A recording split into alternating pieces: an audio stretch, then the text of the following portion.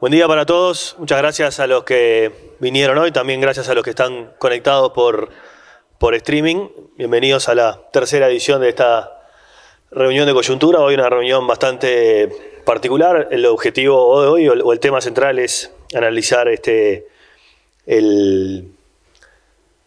los costados fiscales y las implicancias económicas del presupuesto quinquenal que presentó el gobierno hace 15 días más o menos. Que bueno, era uno de los temas más esperados del año, una piedra angular de la política económica del gobierno para todo el periodo. Lo va a presentar Nicolás, esa parte, la parte de Uruguay. Como muchos de ustedes saben, yo soy miembro del Consejo Fiscal Asesor, y un poco para separar los roles. Estoy llegando a mi último año ya de mandato, mi cuarto año, y bueno, durante todas estas instancias de análisis presupuestario hemos tratado de mantener un poco separados los roles, así que Nicolás va a representar la opinión de CPA Ferrer y de todo el equipo, de todo lo que es la parte de Uruguay y el presupuesto. Vamos a ver en la reunión varias novedades y varias actualizaciones del contexto internacional. Estamos en un contexto internacional donde la guerra comercial va bajando un poco la intensidad, los peores momentos de la guerra comercial van quedando atrás, hay como un nuevo equilibrio. No es, obviamente es un mundo peor del que teníamos hace 6 o 9 meses, pero también empiezan a aparecer algunos huecos y oportunidades para Uruguay. Hay un contexto muy favorable, por ejemplo, para el sector cárnico, que está en uno de los mejores momentos de los últimos 15 años, probablemente, con precios récord. Estamos también en un contexto en el que la Fed se apresta a bajar tasas. Hoy es un día importante, hay reunión del FOMC de la Fed y se están esperando recortes. El mercado está descontando recortes intensos de tasa para los próximos 9 meses. Hay bastante expectativa por la información que divulgue la Fed, sobre todo por el tono que le pone la Fed al diagnóstico de la situación económica, porque eso, digamos, va a marcar un poco el ritmo de los recortes. Y mientras las tasas de corto plazo apuntan a la baja rápidamente, las tasas de largo plazo de la deuda soberana están subiendo, ¿no? Estamos en un escenario donde la situación fiscal de las economías avanzadas se está poniendo cada vez más tensa. Estamos con tensión en la situación fiscal de diversas economías avanzadas, pero básicamente lo que nos viene preocupando y lo venimos marcando en las últimas reuniones es que la deuda de las economías avanzadas viene subiendo, Estados Unidos, Europa en general, y las tasas de largo plazo vienen subiendo. Este equilibrio nuevo de deuda alta con tasas altas es desafiante. Estos días hemos tenido una especie de crisis política en Francia que nos recuerda que la fiscalidad para las economías avanzadas es un problema, ¿no? Entonces, en este contexto donde la situación fiscal se va poniendo cada vez más tensa para los países avanzados, es en el que Uruguay presenta el presupuesto que va a presentar Nicolás, ¿no? Es un presupuesto que, en nuestra opinión, introduce un ajuste fiscal que es importante, que era necesario. La corrección que plantea el presupuesto no termina de ser suficiente para estabilizar la deuda en el periodo y tiene, digamos, algunos riesgos implícitos. Nosotros hace pocos días mandamos un informe con algunos análisis preliminares, pero básicamente por restricciones políticas o por decisiones de política, el presupuesto tiene un timing de ajuste donde el ajuste se posterga hasta 2027 y eso deja abierta la incertidumbre fiscal por un par de años, ¿no? O sea, si bien el presupuesto o el plan fiscal propone una corrección de acá al cierre del periodo, la corrección no es inmediata y eso es por una restricción política o por una decisión política de no implementar un ajuste a través de los gastos. El ajuste se implementa básicamente a través de impuestos o de incremento de la recaudación, que se empieza a materializar recién en 2027. ¿No? Esto supone un riesgo y un desafío para el gobierno que tiene que durante estos 2 años intentar convencer al mercado financiero y al mercado privado de que la situación fiscal va a mejorar su rumbo a partir del 2027, que se va a ir despejando la incertidumbre fiscal y que hay confianza como para que el sector privado invierta sin riesgo de que cambien las condiciones fiscales, por ejemplo, que es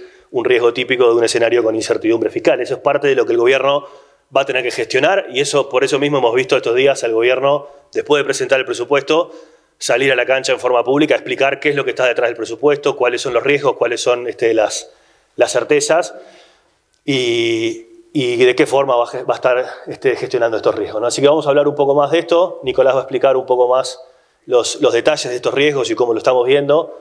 y después hacemos algún cierre para redondear. Bueno, los que vayan teniendo preguntas nos pueden mandar a este código QR, nos llegan por WhatsApp, también los que tengan preguntas online, y si no, después podemos hacer alguna ronda de preguntas por acá. Hablemos primero del escenario internacional, que como les decía, tiene varios temas picantes. Me olvidé de mencionar a Argentina también, que estos días retoma ahí o enfrenta un nuevo escenario de inestabilidad bastante complejo. La guerra comercial es como el paraguas grande que ha dominado el año 2025. Ahora estamos como en una especie de pausa o en un equilibrio nuevo, que obviamente nos pone en un equilibrio peor del que teníamos hace 6 meses, pero no tan malo como el que podría haber sido cuando Trump desplegó la pizarra con los aranceles recíprocos en Liberation Day, ¿no? En aquel momento amenazó con aranceles que podían llegar a ser bastante altos para muchos países. Hoy, a estos primeros días de septiembre, con todos los aranceles que están anunciados y conocidos hasta ahora, la tasa media de arancel que pagarían las importaciones de Estados Unidos una vez que operen los efectos sustitución, que salgan digamos que los países que están sobregravados queden desplazados y que sean sustituidos por otros países, sería del orden del 17,5%. Esto es un incremento del arancel medio casi del 15 puntos respecto a el arancel medio que estaba vigente antes del año pasado, por ejemplo, ¿no? O sea que es un shock importante para los precios en Estados Unidos y es un shock importante también para el comercio mundial, ¿no? Esto también todavía no está del todo cerrado. Estamos en prórroga, una nueva prórroga de la tregua de las negociaciones con China. Este fin de semana volvió a haber negociaciones bilaterales y todavía no tenemos un resultado final. Y tenemos también, dentro de esta guerra comercial, algunas noticias que son malas para nuestros socios comerciales, pero que a nosotros nos van abriendo algunas oportunidades, ¿no? Brasil, por razones que no son comerciales, por razones más bien que son políticas, estaba grabado originalmente con el blanket tariff del 10%.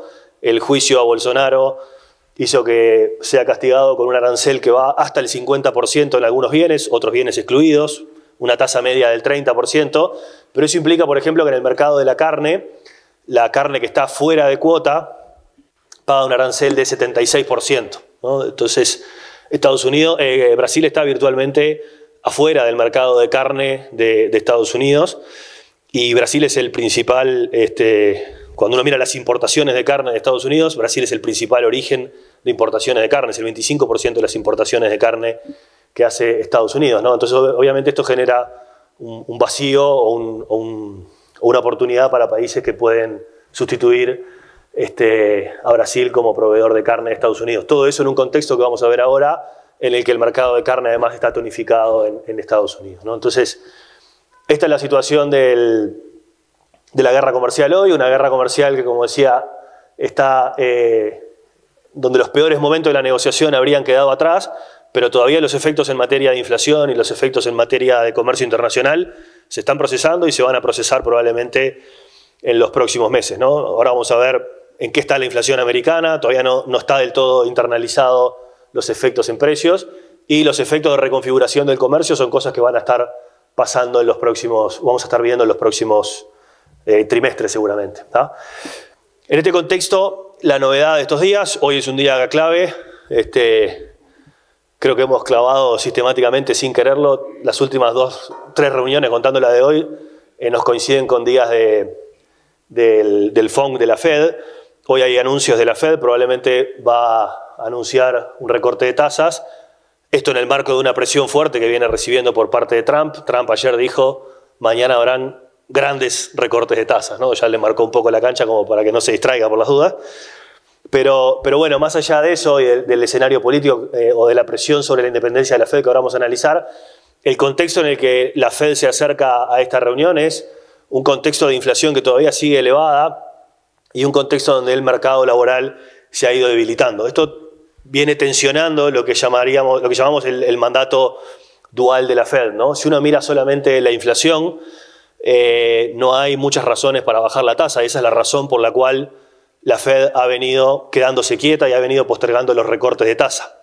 Por eso Trump ha venido presionando a la Fed y ha dicho que Powell es Mr. Too Late o Mr. Too Little y un montón de adjetivos descalificadores. Pero en el fondo, esta inflación que se mantiene alta en torno al 3% y que en los últimos meses además viene subiendo, es la razón por la cual la Fed había decidido postergar los recortes.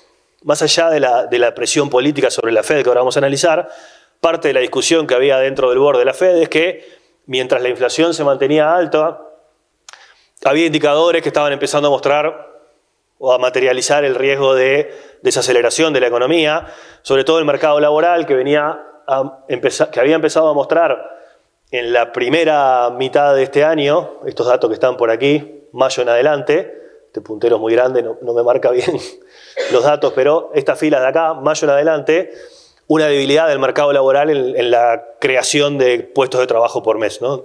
Además, esto estuvo cargado, digamos, de bastante intensidad porque los datos, el 30 de julio se conocieron datos del mercado laboral que trajeron una revisión grande de datos para atrás y eso dejó en evidencia que el mercado laboral venía bastante más débil de lo que todos pensábamos.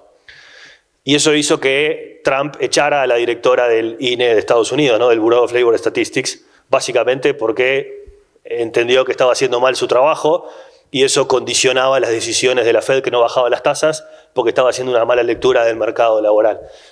Esto es como un hecho inédito, ¿no? En Estados Unidos nunca supimos quién era la directora o el director del Bureau of Labor Statistics. Pasó a ser un hecho político ahora por esta injerencia de Trump. Pero en la práctica lo que sí está sucediendo es que el mercado laboral viene creando pocos puestos de trabajo y esto es una señal de que en el fondo la economía americana podría estar debilitándose en el margen y por eso algunos gobernadores de la Fed ya en las reuniones anteriores venían votando en disenso y venían votando para bajar tasas. Ese es el marco en el cual la Fed se acerca a esta reunión. En la reunión de Jackson Hole en agosto, Powell adelantó de que las condiciones en la economía americana venían cambiando y que se estaban dando condiciones para comenzar un proceso de recorte de tasas. Entonces, con este marco, el mercado de futuros está descontando 6 recortes de tasas en los próximos 9 meses. ¿No? O sea, 3 recortes de acá a fin de año y 3 recortes más en la primera mitad del año que viene. Eso nos dejaría tasas algo por debajo del 3% ya a mediados del año que viene. Acá en el gráfico se muestran a diciembre, porque estamos mostrando las posiciones del futuro de diciembre, pero en realidad esos recortes entran todos, según el mercado de futuros, antes de mediados de año. O sea, los mercados futuros están priceando una Fed muy agresiva o muy presionada políticamente, lo que ustedes quieran, pero están priceando 6 recortes en los próximos 9 meses, que es un camino de recortes bastante agresivos. Es importante, insisto, la postura que marque Powell hoy respecto a cómo está leyendo la Fed los indicadores de actividad económica, sobre todo cuán débil está, qué lectura tienen de la debilidad de la economía americana. Que la inflación bien no viene, ¿no? Y esto es un dato de la realidad. Todo esto está ocurriendo además en un escenario en el que Trump viene amenazando sistemáticamente la independencia de la Fed. Y esto tiene como 2 tipos de lectura, ¿no? Una lectura de corto plazo que es bajen las tasas rápidamente. ¿Para qué? Y bueno, para que la economía no se enfríe. Y otra lectura que tiene implicancias más de largo plazo, que es los riesgos de que haya un escenario de dominancia fiscal. La dominancia fiscal es lo que la literatura conoce como ese escenario donde la política monetaria está subordinada a los intereses fiscales, no se preocupa por la estabilidad de la inflación a largo plazo, sino que está subordinada justamente a los intereses de corto plazo del tesoro de la política fiscal. Y cuando eso ocurre, la política monetaria no fija tasas para estabilizar la inflación a largo plazo y terminamos con un equilibrio con tasas por debajo del óptimo, inflación por encima del óptimo y una moneda que se debilita. Eso es, digamos, literatura teórica, ¿no? ¿Qué ha pasado en los últimos meses? En todo el año, Trump ha venido presionando sistemáticamente a Powell para que baje las tasas. Le ha dicho, lo ha llamado Jerome Too Late, ha dicho que tenemos una persona muy estúpida al frente de la Fed con esas palabras, o sea, no estoy inventando. Y está, digamos, de distintas maneras buscando formas de intervenir el board de la Fed para nombrar un sustituto de Powell en mayo del año que viene que de alguna forma sea funcional a los intereses del gobierno. ¿Ah? Es algo, digamos, que desde el punto de vista institucional en Estados Unidos es como pocas veces visto. Con un estilo Trump, ¿no? El 22 de agosto, Trump le pidió la renuncia a Lisa Cook, que es una de las gobernadoras de la Fed, por una denuncia de fraude, un supuesto fraude en una hipoteca de cuando ella compró 2 casas, bastante antes de que fuera gobernadora de la Fed, ¿no? Eso es un caso personal, ¿no? No viene el fondo de la denuncia hoy, pero se inició una denuncia vía fiscalía. Trump le pide la renuncia, ella dice que no va a renunciar. Trump lo que quiere es que ella se vaya de la Fed. En la Fed hay 7 asientos en el board y Trump, el día que le pide la renuncia, tuitea esto, que es medio insólito, ¿no? Los 7 asientos de la Fed, la tacha a Lisa Cook y dice, hay 3 que son de Biden, hay 3 míos, y bueno, si se va Lisa Cook, ponemos a uno mío y somos mayoría. O sea, no sé si hay doble interpretación ahí, ¿no? O sea, no sé si alguien no entendió, le hacemos un croquis, pero esto porque además en mayo vence el mandato de Powell como presidente de la Fed. Powell sigue en el board de la Fed hasta el 28, salvo que renuncie, y Trump tiene que elegir un nuevo presidente de la Fed dentro de estos. Entonces, obviamente, si hace renunciar a Cook, pone a alguien de afuera y alguien de afuera que también puede servir para presidente. Si no, puede elegir de presidente a uno de estos 3, ¿no? Y mientras tanto tiene otros mecanismos como para ir presionando la independencia de la Fed. Por ejemplo, en febrero vence el mandato de los 12 presidentes regionales. La Fed tiene los 7 miembros del board más los 12 presidentes de las reservas regionales, de la reserva de Dallas, de San Luis, de New York.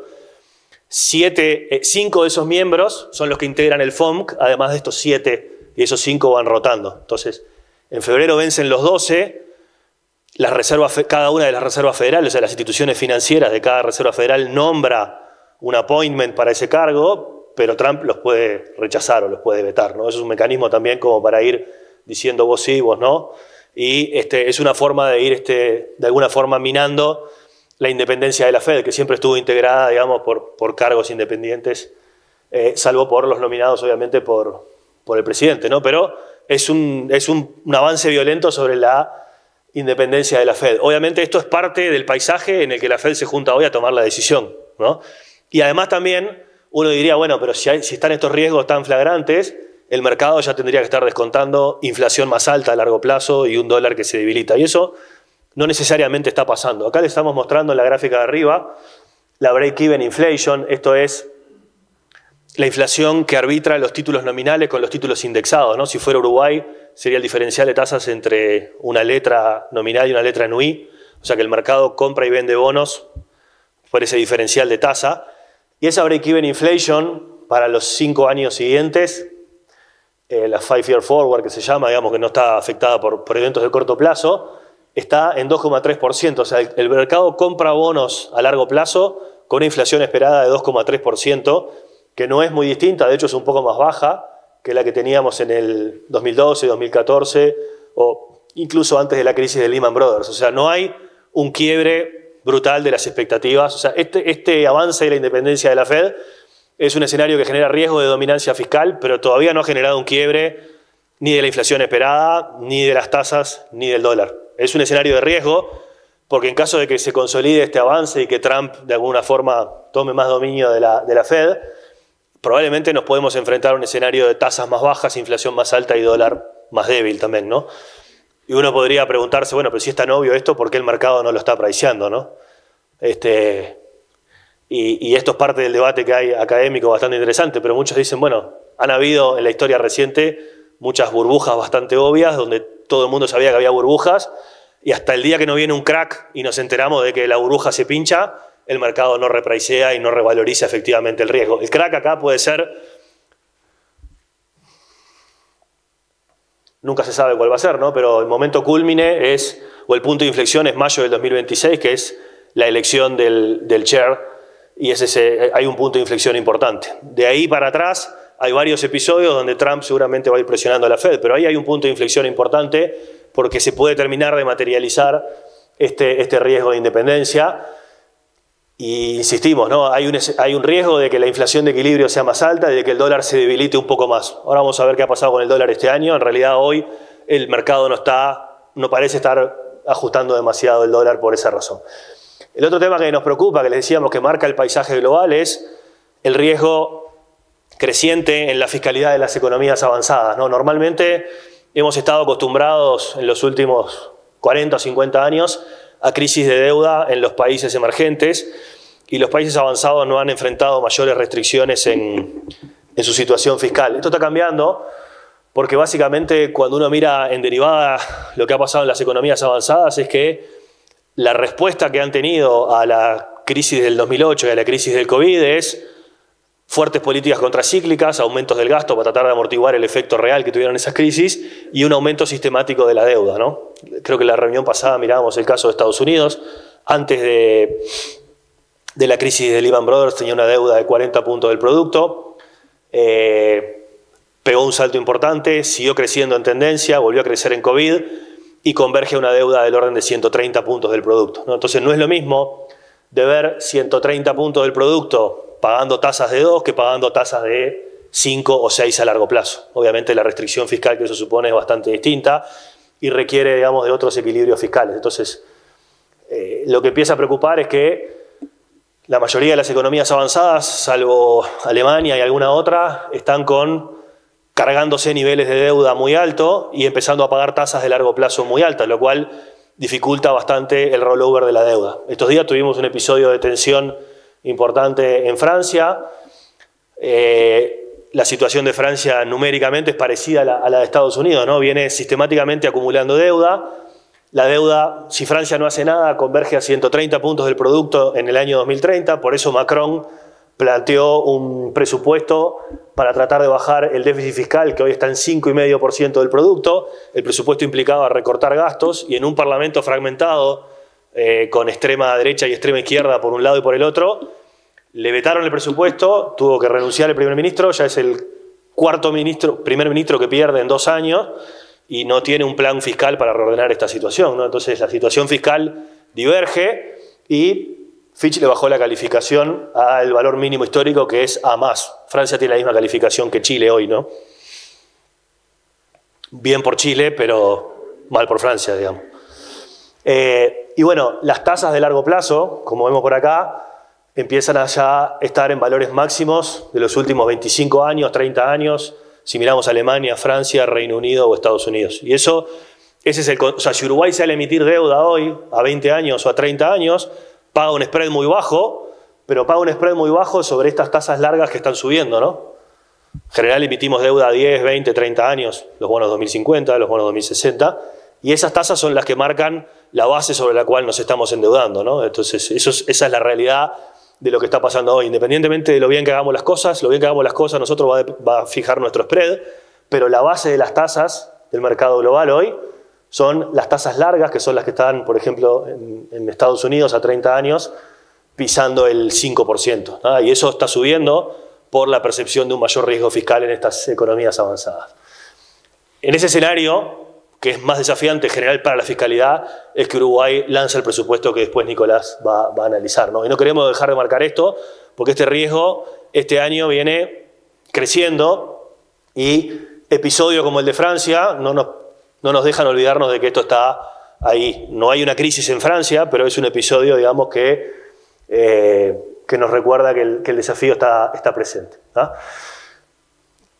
2 comentarios finales sobre commodities y sobre Argentina antes de pasarle la palabra a Nicolás. Decíamos recién que este escenario raro donde Trump avanza sobre la independencia de la Fed genera un riesgo de dominancia fiscal que puede debilitar un poco más el dólar. La verdad es que el dólar en los últimos 2 meses no se ha movido demasiado, tuvo un poco de volatilidad, pero si miramos el dólar, el DXY, o sea, contra la canasta de países avanzados, ayer terminó prácticamente en el mismo nivel que el 2 de julio, básicamente, ¿no? O sea, ha tenido un poco de volatilidad, pero la presión sobre la Fed, que ha crecido mucho en las últimas semanas, no supuso una tendencia así de deterioro del dólar. O sea, no parece haber un pricing que esté debilitando el dólar por esos factores. Sí es verdad que el dólar cayó 11% en lo que va del año, que es más o menos parecido a lo que cayó el dólar en Uruguay, hagan la cuenta de 44 a 40, más o menos le va a dar, después la vemos,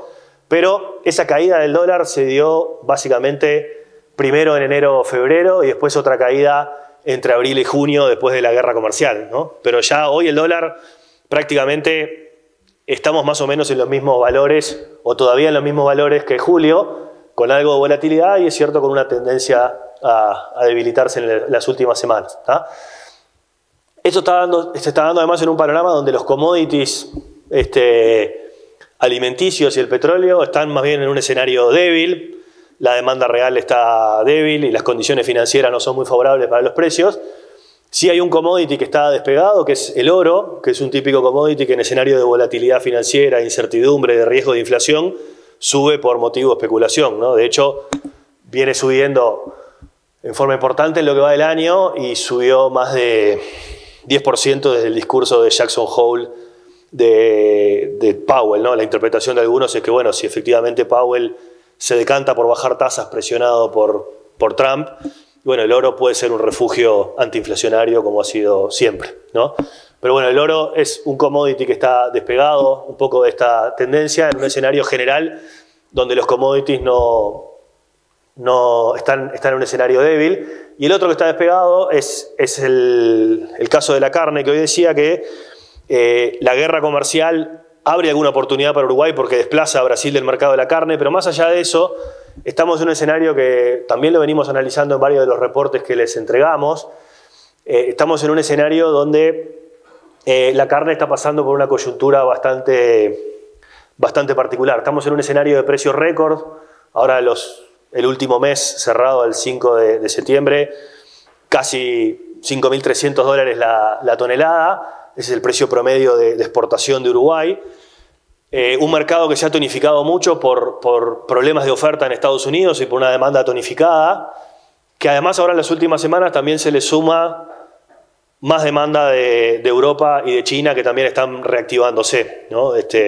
Los datos de agosto, por ejemplo, mostraron que China y Europa fue el principal destino en dólares, China fue el principal destino en volumen, o sea, el mercado está picante en general, pero el que marca la tónica del mercado global es Estados Unidos. Estados Unidos está con un problema de stock, el stock ganadero está en valores mínimos en 50 años, está en un ciclo ganadero donde están desinvirtiendo y las expectativas y las proyecciones de Luzda es que el stock siga bajando en los próximos 2 años por razones biológicas, o sea que los problemas de oferta van a estar ahí.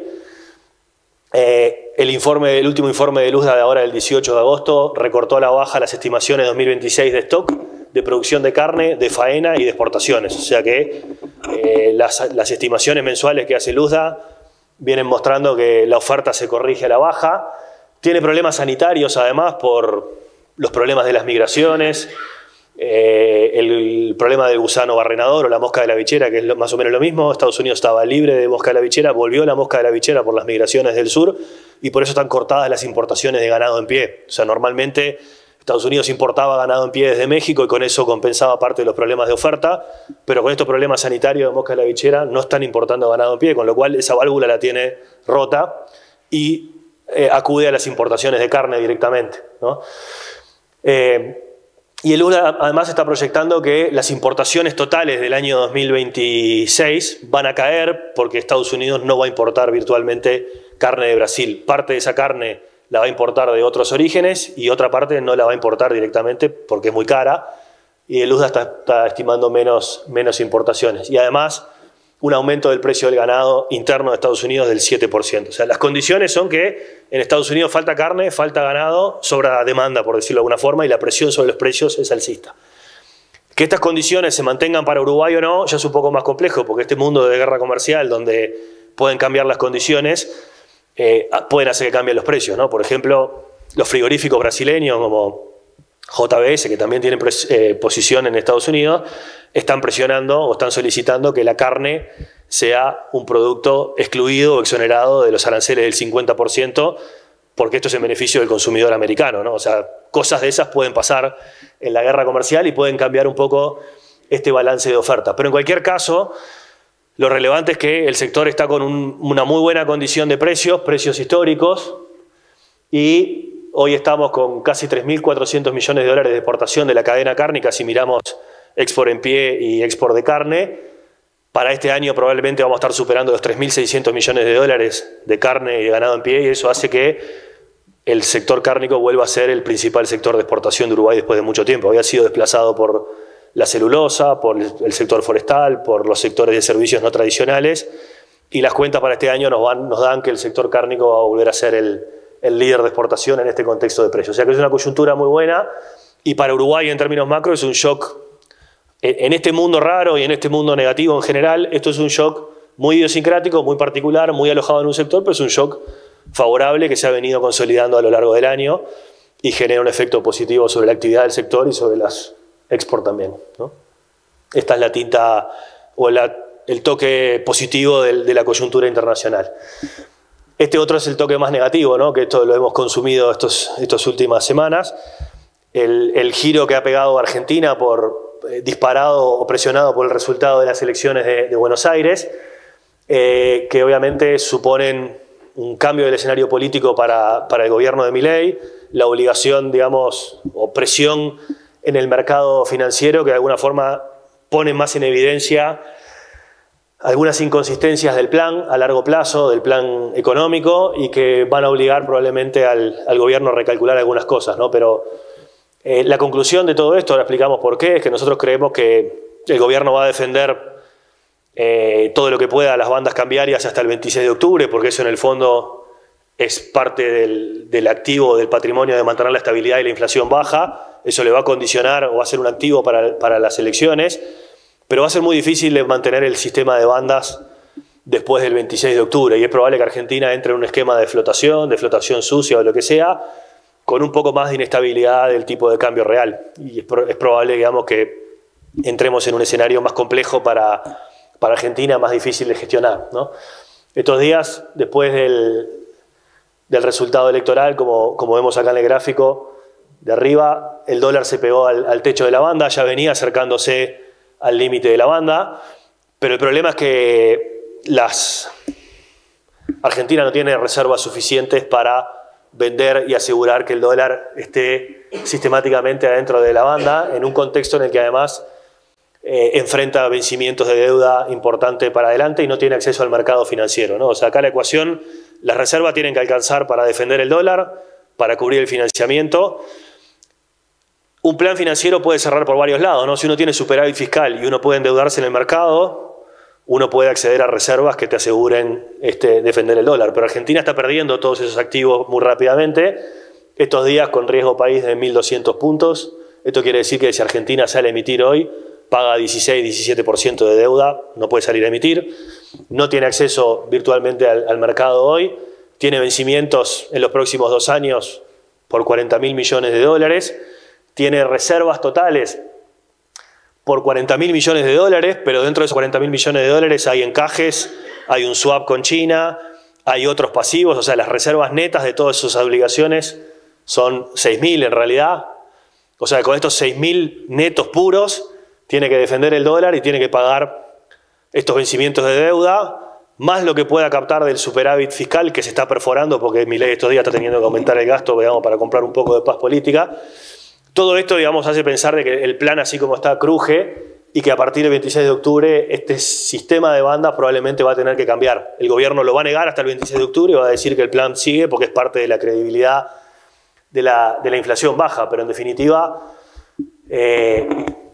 un sistema de bandas en el que el dólar está presionado y que vos no tenés dólares suficientes para defender el techo de la banda no va a ser sostenible. No vemos tampoco que sea dramático que Argentina abandone las bandas y vaya a un esquema de flotación donde hay menos compromiso con el dólar. Tendrán que gestionar la política monetaria y el desafío ahí es entender cuál es la tasa de interés de equilibrio que te permite ordenar los agregados monetarios y calmar un poco al mercado, ¿no? Pero en el fondo, parte del equilibrio que tenemos hoy con esta Argentina cara y apreciada, que es favorable para el turismo de Uruguay, no sé si hoy, que teníamos hace 3 meses, porque esto ya se ha corregido con este dólar, esto puede cambiar a partir del año que viene y podríamos ingresar en una zona como de más inestabilidad. Obviamente todo esto está muy condicionado por el resultado del 26 de octubre, ¿no?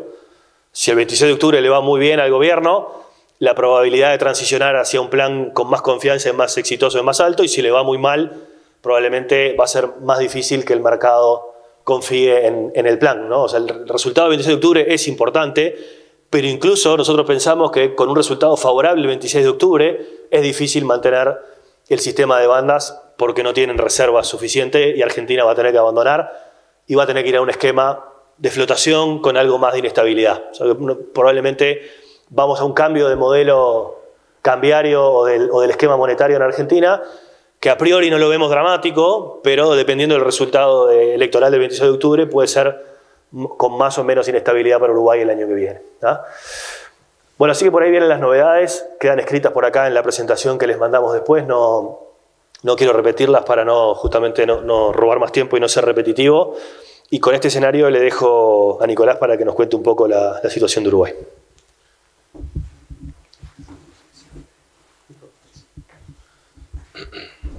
Bueno, buen día a todos. Un poco como adelantó Alfonso, la idea hoy es repasar 3 aspectos clave de la coyuntura. En primer lugar, hacer una actualización de la actividad económica. El lunes tuvimos la presentación de los datos del segundo trimestre con perspectivas que, como vamos a comentar, tienen un vínculo con esto que comentaba Alfonso. Un escenario favorable para la carne dentro de un escenario global que no es favorable, un riesgo vinculado a la situación argentina. Por otro lado, la debilidad del dólar ha facilitado la tarea del Banco Central y el cumplimiento o el objetivo del 4,5% de inflación se alcanzó bastante antes de lo que el mercado anticipaba y de lo que incluso el Banco Central anticipaba. Algo de eso vamos a estar comentando en virtud de las perspectivas de las tasas de interés, de la tasa de política monetaria. Y como mencionaba Alfonso al principio, lo central va a ser desmenuzar un poco el presupuesto, en particular los supuestos y los mecanismos de corrección fiscal que propone el gobierno en un mundo en donde si bien en virtud de que en el resto o en la mayoría de los países avanzados la situación fiscal está deteriorándose, eso puede darnos algo de margen de maniobra para que la corrección fiscal sea progresiva. También, como decía Alfonso, las tasas de interés a los plazos en los que Uruguay se endeuda están incrementándose y eso obviamente genera mayor presión en la tasa de interés a la que Uruguay se endeuda. Entonces, para comenzar, el lunes el Banco Central publicó los datos del segundo trimestre. Es un dato que confirma que la actividad económica está creciendo a un ritmo más moderado del que venía creciendo en el último año y medio, sobre todo después de la salida del efecto de la sequía. Si miramos la tasa de crecimiento trimestral, esto es el segundo trimestre contra el primero, la economía se expandió a un ritmo de 0,4% trimestral. Esto es, en términos anuales, una tasa de crecimiento algo por debajo del 2%,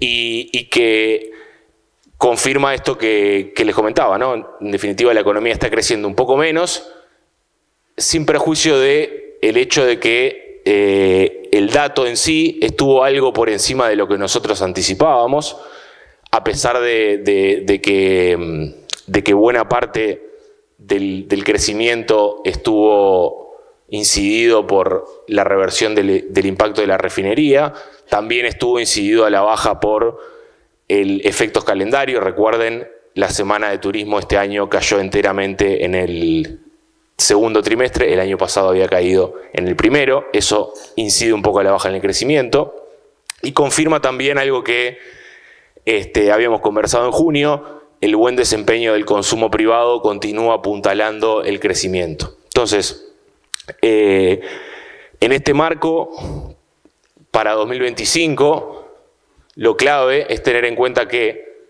el dato confirma que la economía se está desacelerando, está creciendo a un ritmo más bajo que lo que vimos en los últimos trimestres, pero cuando uno lo analiza en el contexto de nuestras proyecciones y pensando en el crecimiento en lo que resta del resto del año, el dato estuvo algo mejor a lo esperado, sin perjuicio de que en el segundo semestre vamos a tener a la baja un impacto por el cierre de la refinería, por la rotura de la boya petrolera de José Ignacio y también por una menor generación de energía hidráulica en comparación con el año 2024 que había sido muy bueno. Entonces, ¿dónde nos deja parados eso? Para 2025 corregimos 0,1 puntos porcentuales, teníamos un crecimiento de 2,6% previsto para este año. En virtud de los datos que se publicaron, lo corregimos a 2,5.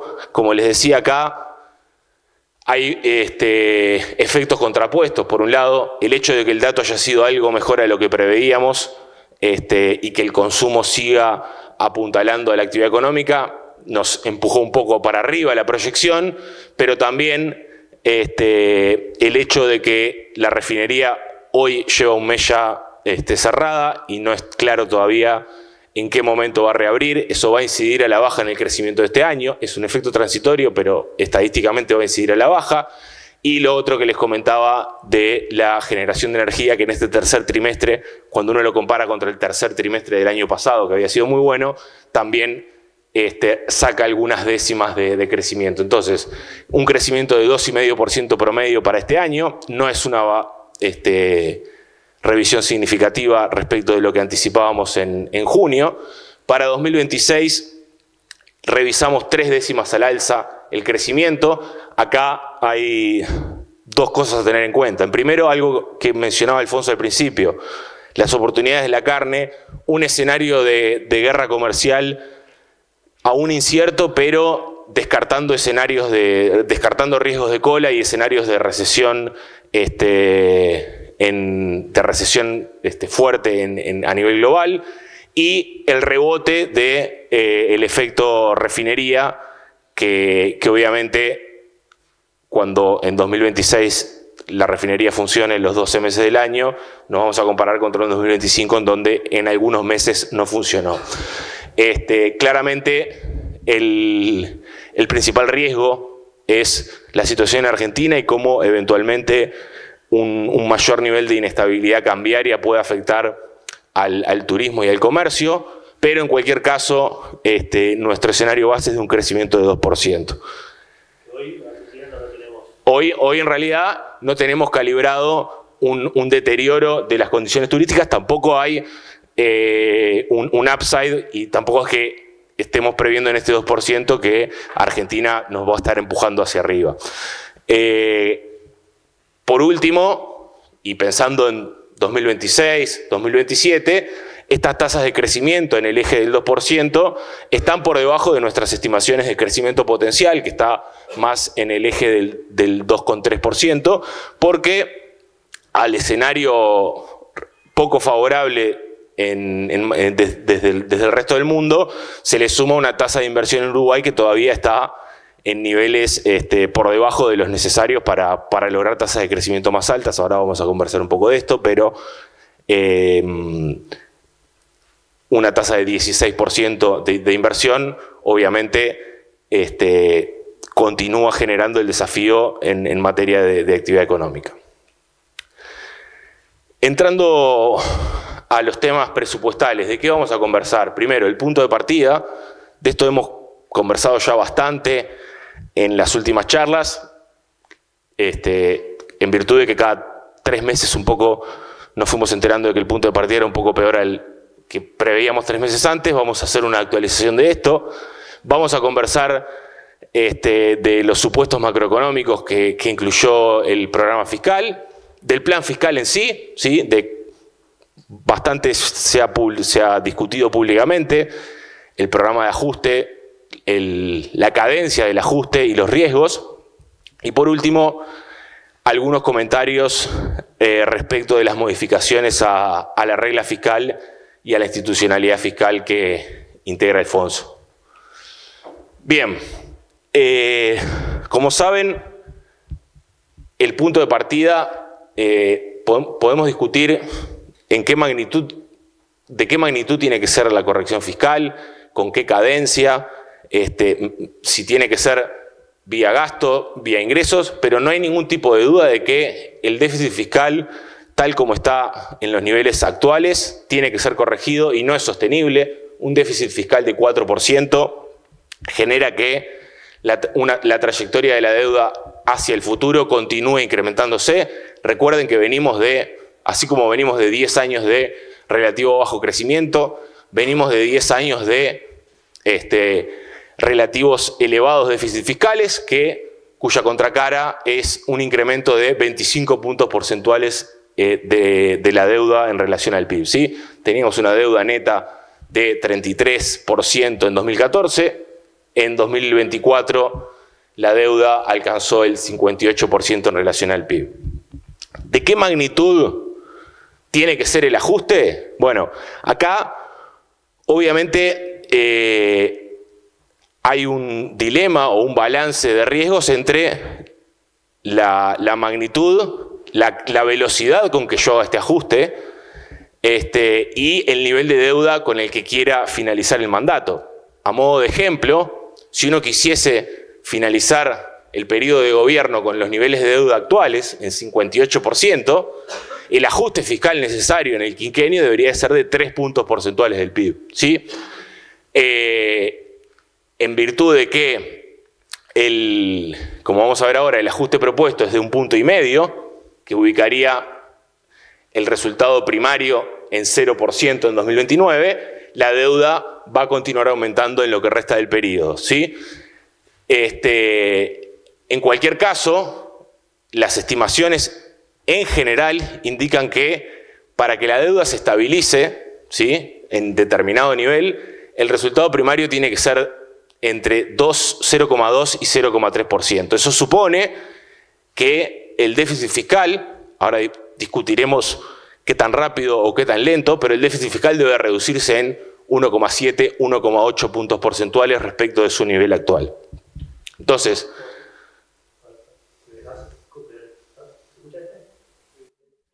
esto es solo matemáticas para entender los extremos, ¿no? O sea, si uno quiere trancar la deuda donde está hoy para que deje de crecer, el ajuste fiscal necesario de 3 puntos del producto de forma relativamente repartida, homogénea en los 5 años, eso supone asumir algún riesgo. Por ejemplo, hay que discutir cómo se haría eso, si fuera a través del gasto, a través de los ingresos, pero un ajuste muy violento puede tener efectos negativos sobre la actividad. O sea, cuando uno piensa esto en equilibrio general, a veces es complejo, pero es solamente para pensar escenarios de esquina. O sea, el ajuste que te permite estabilizar la deuda y que esto deje de crecer es de 3 puntos del producto. Si el ajuste es menor que ese, lo que sucede matemáticamente es que la deuda crece un poco más hasta que se alcanza el equilibrio primario, como decía Nicolás, y la deuda se estabiliza, que es lo que propone el plan del gobierno. Pero esto no es una recomendación, es solamente para jugar un poco con las matemáticas y saber a qué distancia estamos de estabilizar la deuda y cuál era el margen en el cual se movía las matemáticas del presupuesto, ¿no? Correcto. Entonces, entrándole al programa del gobierno, al programa presupuestal del gobierno, dos cosas relevantes a destacar que han estado discutiéndose en las últimas semanas desde que se presentó el presupuesto. Primero, una proyección de crecimiento promedio para el periodo de 2,4%, ahora voy a comentar algo sobre ello. Segundo, una proyección de inflación que converge al 4,5%. Acá, respecto a esto, es importante tener en cuenta de que el hecho de que la ley de presupuesto incorpore una inflación de 4,5 como proyección o como supuesto para lo que resta del periodo, no necesariamente primero, no necesariamente implica que no se vaya a corregir la meta de inflación del Banco Central, como ha trascendido que es la intención del presidente del Banco Central. Y segundo, no necesariamente implica que esto vaya a tener un costo fiscal en virtud de que eventualmente las partidas de gasto se ajusten con una inflación de 4,5 y después el Banco Central le apunta al 3%, por poner un ejemplo. Ello porque la asignación presupuestal se realiza en pesos de 2025 y lo importante en todo caso es que si efectivamente el Comité de Coordinación Macroeconómica, el MEF y el Banco Central, deciden ir a una inflación o a un objetivo de inflación más bajo que el 4,5, el Ministerio de Economía debe o debería, en una rendición de cuentas previa, ajustar sus proyecciones económicas. ¿Cuándo nos imaginamos que podría esto ocurrir? Bueno, si pensamos en que La ronda salarial que está negociándose va a finalizar en junio de 2027, por tanto la próxima se va a negociar en el segundo semestre de 2027.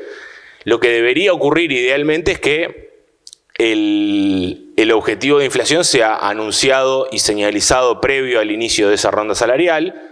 Estamos hablando del primer semestre de 2027, con lo cual probablemente en la rendición de cuentas del año que viene, junio 2026, el gobierno ahí podría corregir sus proyecciones de inflación de forma tal de minimizar el impacto fiscal que podría tener una eventual reducción de la inflación en las cuentas públicas. Hay efectos que no se pueden evitar, por ejemplo, las pasividades están siempre vinculadas a la evolución de los salarios en el año anterior. Ahí es un poco independiente de qué número se ponga acá, pero sí obviamente el resto del gasto público de la asignación presupuestal debe acomodarse a un menor nivel de inflación si es que efectivamente el Banco Central apunta o corrige su objetivo.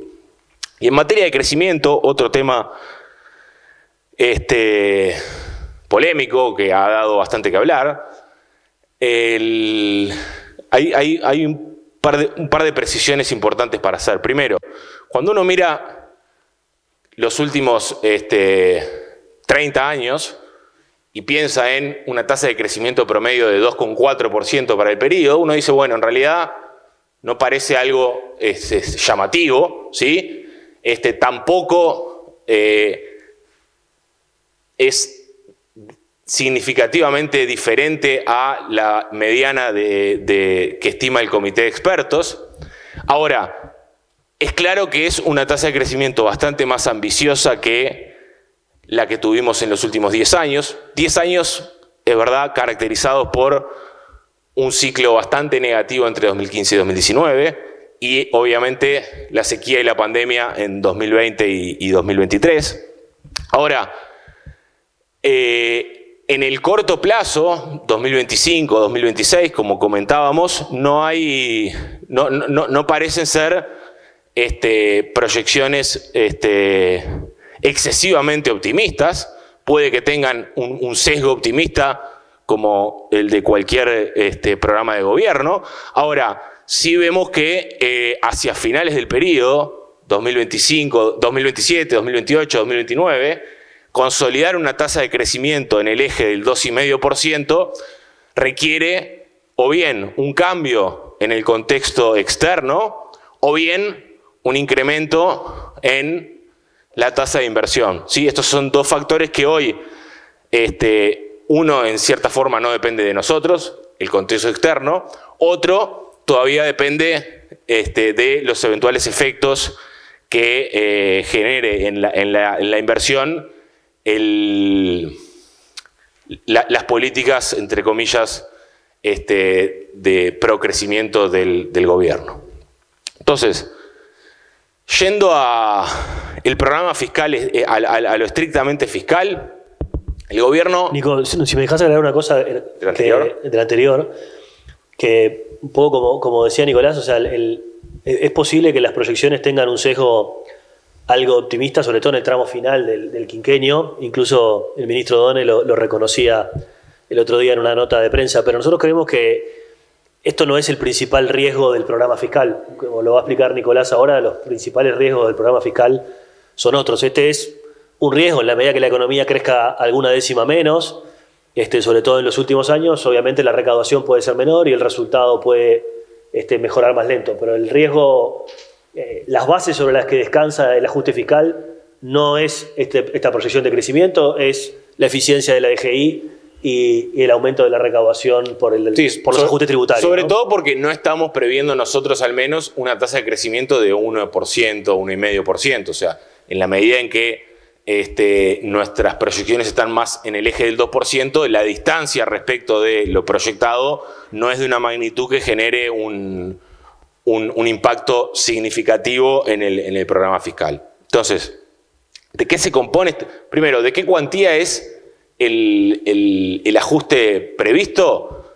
Partiendo de un déficit fiscal de 3,9% en 2025, esto es el resultado fiscal estructural que corrige al resultado efectivo por pagos transitorios por cambio en las cuentas a cobrar y en las cuentas a pagar, lo que se llama la deuda flotante del gobierno, ajusta por el ciclo económico el gasto y los ingresos. Entonces, partiendo de un déficit fiscal de 3,9%, se propone alcanzar en 2029 un equilibrio primario de 0,1%, 0%, cuyo equivalente en materia de déficit fiscal es un 2,6%. O sea, es un ajuste de prácticamente 1,5 puntos del PIB. Es un ajuste que, como comentaba al principio, es casi el necesario para estabilizar la deuda. Recuerdan que hablábamos de que era necesario un superávit primario en el eje del 0,3%. Esto está algunas décimas por debajo de ello, pero no deja de ser un ajuste material, ¿no? El ajuste previsto de 1,5 puntos en el periodo es un ajuste importante. Consecuentemente, como mencionaba Alfonso al inicio, en la medida en que la propuesta de ajuste es es progresiva, al mismo tiempo en que el déficit fiscal comienza a converger hacia los niveles que aseguran que la deuda se estabilice, la deuda va aumentando, ya que, en teoría, entre comillas, o matemáticamente, deja de aumentar una vez que el equilibrio primario es de 0,3% del PIB. ¿Sí? Entonces, ¿sobre qué factores descansa esta corrección fiscal?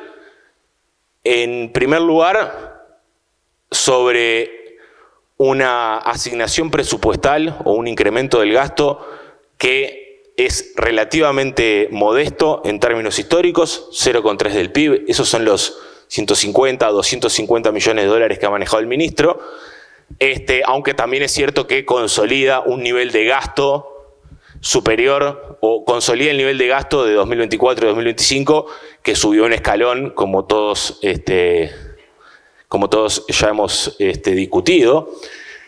Y la propuesta de corrección fiscal se basa esencialmente en una mejora en los ingresos, en un incremento en la recaudación de la DGI de 1,5% del PIB.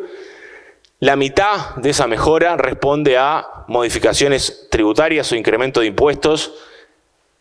Buena parte de ello provendría del impuesto mínimo complementario doméstico, creo que lo dije bien.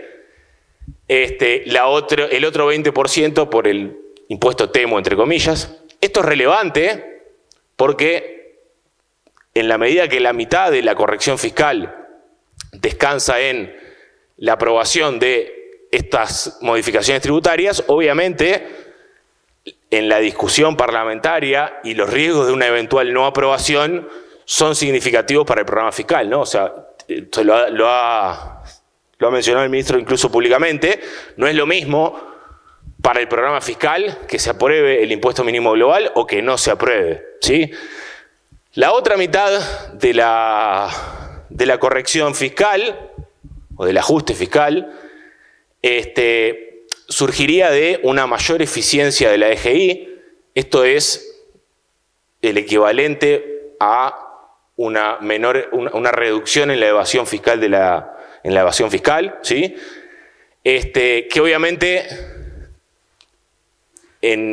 todavía no hay herramientas como para evaluar qué tan optimista o pesimista o conservador es el supuesto de mejora de 0,75% del PIB en la eficiencia de la DGI, ¿no? O sea, piensen que no es lo mismo que ese 0,75% surja de un plan que implica eliminar la evasión fiscal en la frontera con Brasil, algo que uno diría poco factible de que tenga éxito, de que esa mejora fiscal o esa mejora en la eficiencia de la DGI surja de reducir la evasión en sectores o en agentes que tienen efectivamente capacidad de reducir de cumplir con sus obligaciones, ¿sí? Entonces, por un lado, un riesgo claro es el vinculado a la cuantía de estos recursos. Hay otro riesgo relevante, que es la cadencia o el timing del ajuste propuesto. ¿Por qué? Porque en la medida en que el gobierno no, por diferentes razones, entre ellas la ausencia de mandato político para reducir el gasto, o como decía Alfonso al principio, la voluntad de hacerlo por la vía de los ingresos, genera que en 2025 y en 2026 el resultado fiscal no mejore. O sea, cuando uno evalúa la mejora fiscal proveniente de los impuestos que comienzan a devengarse en 2026 y se pagan en 2027, la mejora fiscal está concentrada en los últimos 3 años de gobierno. Y eso obviamente genera 2 tipos de riesgo. Uno, el primero, vinculado al ciclo electoral. Sabemos que históricamente en los últimos 2 años, sobre todo en el último año de gobierno, las cuentas públicas tienden a deteriorarse. Lo vimos incluso en 2024 con la institucionalidad fiscal actual.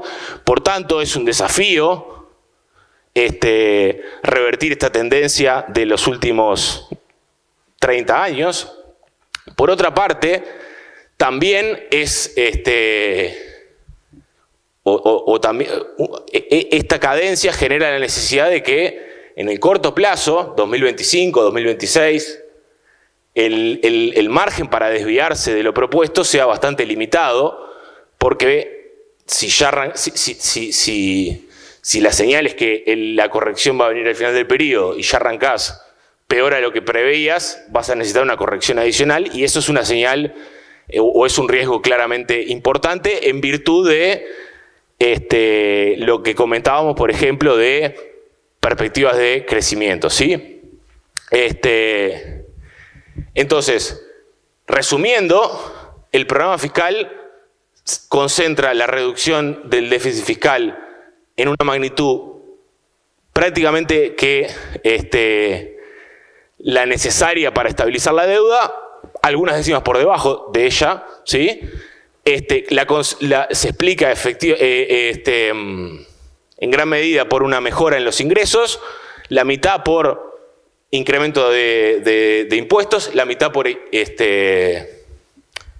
una mayor eficiencia de la DGI y obviamente el riesgo del ciclo electoral, de la incertidumbre vinculada a estas modificaciones tributarias y de eventualmente un crecimiento menor al programado, son los riesgos que va a tener que gestionar el gobierno en... Nico, me vas a agregar un par de cosas. Los riesgos están ordenados en forma no caprichosa, ¿no? Porque el ciclo electoral es un riesgo conocido, histórico, digamos, que hay que gestionar. O sea, la historia muestra que esto es así. Tal vez este gobierno cambia la lógica del ciclo electoral, pero todos sabemos que en las rendiciones de cuentas que vendrán, a medida que nos acercamos al ciclo electoral, el gobierno va a enfrentar presiones de gasto que pueden poner en riesgo, digamos, esta planificación. O sea, eso es un hecho histórico que tal vez este gobierno cambia, pero la historia muestra eso, y por eso creemos que es un riesgo certero que puede poner le puede poner una cuota de incertidumbre a esa senda de corrección fiscal.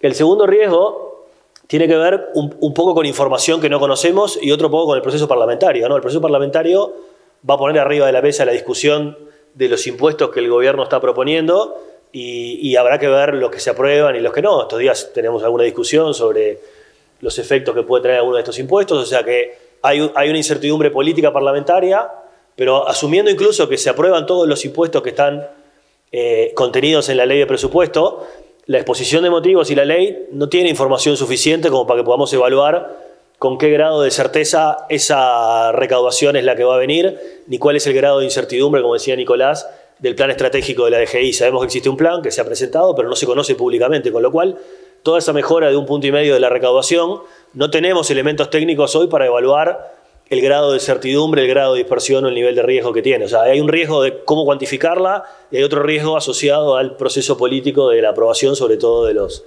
impuestos. Y luego, por último, el crecimiento del PIB, que ya lo comentó Nicolás. Por eso están ordenados de esa forma, de mayor a menor o de grado de certeza, ¿no? Bien. Bueno, y en virtud de estos riesgos, y también de recomendaciones que recibió de una consultoría que realizó el BID, el gobierno propone algunos cambios en la institucionalidad fiscal, en particular en la regla fiscal, que de aprobarse los artículos que la modifican en la ley de presupuesto, la regla pasaría a operar en forma dual con un ancla de deuda, que ahora voy a explicar qué es lo que... Un límite de deuda y un ancla de deuda, que ahora voy a explicar qué es lo que es, y metas de resultado fiscal estructural consistentes con el cumplimiento de ese umbral de deuda, ¿sí? Esto por dos razones. En primer lugar, como hablábamos acá, y vamos a ir hasta acá, como hablábamos al inicio, sistemáticamente en los últimos 10 años la deuda en Uruguay había tendido a incrementarse 25 puntos en 10 años. Las metas fiscales que se fijaban año a año en los últimos 5 años se iban corrigiendo según si por alguna razón en algún año tuvimos un dato mejor o un dato peor al esperado. El resultado fiscal estructural o la meta de resultado fiscal estructural se corregía al alza o a la baja. Y este proceso no tenía o no guardaba necesariamente un vínculo estrecho entre, bueno, ¿a qué nivel de deuda queremos apuntar? ¿Cuál es el nivel de deuda que nos podemos permitir para evitar escenarios de estrés financiero? Y segundo, dado que definimos ese nivel, ¿cuál es la trayectoria del resultado fiscal que me asegura no apartarme de ese nivel? ¿Sí? Un poco eso es lo que introduce, esa es la innovación que introduce el pilar de ancla de deuda y de límite de deuda. Obviamente no es un dato que surja de un libro de texto cuál es el límite de deuda y cuál es el ancla que te evita alcanzar ese límite de deuda, pero los técnicos del MEF han estimado lo que han leído con el asesoramiento o la validación y los comentarios que el Consejo Fiscal Asesor realizó, se estimó que el límite de deuda, esto es el nivel de deuda en donde se complica de verdad el acceso al financiamiento, piensen en crisis del 2002, crisis del 82, o sea, el nivel de deuda en relación al PIB que de verdad estresa las finanzas públicas y te introduce en una trayectoria en donde el ajuste que el gobierno tendría que realizar es de una magnitud que probablemente te deje fuera de los mercados. Ese límite se estimó en un 85% del PIB, ¿sí? Entonces, a partir de ese límite, lo que uno intenta calibrar y lo que el MEF estima es, bueno, ¿cuál es el nivel de deuda que yo tengo que tener en condiciones, entre comillas, normales para asegurarme que en escenarios de mucho estrés, por ejemplo, en una pandemia, en donde en general los resultados fiscales se deterioran y los niveles de deuda aumentan, como ocurrió, bueno, ¿qué nivel de deuda tengo que tener para asegurarme que incluso en escenarios muy adversos la deuda no va a sobrepasar el límite de deuda del 85%? Ese nivel fue estimado en un 65% del PIB, que por tanto, en cierta forma,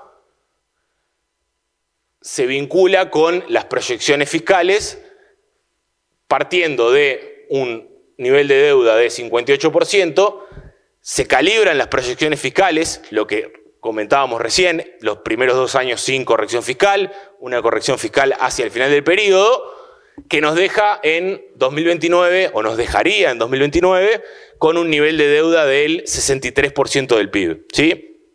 Acá, y obviamente uno diría, bueno, no tenemos la proyección de 2030, como comentábamos, es necesario mejorar un poquito más el resultado fiscal para terminar de estabilizar la deuda. Eso probablemente, si uno proyecta esto, ocurriría en 2030. Y en virtud de esto, el Consejo Fiscal realizó algunas recomendaciones. La primera vinculada a la definición del nivel en sí, y acá después, Alfonso, corregime si estoy tergiversando las palabras del Honorable Consejo, pero en cierta forma es la primera vez que se implementa esto. La certeza sobre el 65%, por más bien calibrada que esté, uno no puede necesariamente saber de antemano si efectivamente el mercado, entre comillas, tolera que Uruguay tenga esos niveles de deuda.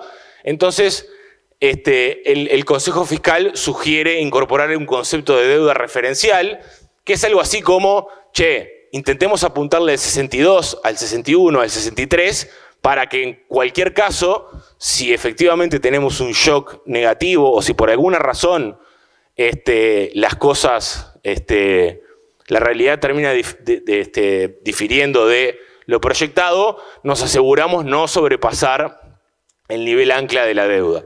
Y la otra, y la más importante, es que en virtud de cómo funcionan estas reglas, pero sobre todo en virtud de lo que comentaba hace unos minutos, la trayectoria delineada de corrección fiscal, es importante que en la reglamentación de la ley se establezca algún tipo de mecanismo de corrección de los desvíos que puedan existir en las metas de corto plazo. Esto es, si por alguna razón en 2025 y en 2026 el resultado fiscal es peor al esperado, por lo que fuere, eso, si no se corrige en 2027 y en 2028, o sea, si no somos más exigentes en 2027 y 2028, lo que genera es un granito más de arena al nivel de deuda. Por eso es que es importante que existan mecanismos para corregir estos desvíos, que obviamente dependen, o la severidad de ellos depende de qué tan cerca o qué tan lejos estemos del 65%. Si el nivel de deuda es del 40%, bueno, nadie te va a pedir que de un año para otro, si tu resultado fiscal, por la razón que fuera, fue peor a lo que vos anticipabas, ya en el año siguiente lo compenses, pero obviamente cuando estás cerca de el umbral de deuda o del 65%, ahí sí se vuelve bastante más relevante que si por alguna razón no se cumplen las metas trazadas, la corrección o la convergencia al nivel previsto ocurra de forma preestablecida, ¿no? En un extremo, varias de estas reglas en el mundo, cuando la deuda está por encima del nivel o cuando supera el nivel prudente, entre comillas, o el nivel ancla, lo que generan es mecanismos de corrección automática que básicamente te obligan a corregir el resultado fiscal y recalibrar tus metas, tus proyecciones, de forma tal de converger en forma clara al 65%, ¿sí? En este marco es que el gobierno propone, este marco es el que le da sustento teórico a la cadencia trazada de la corrección fiscal.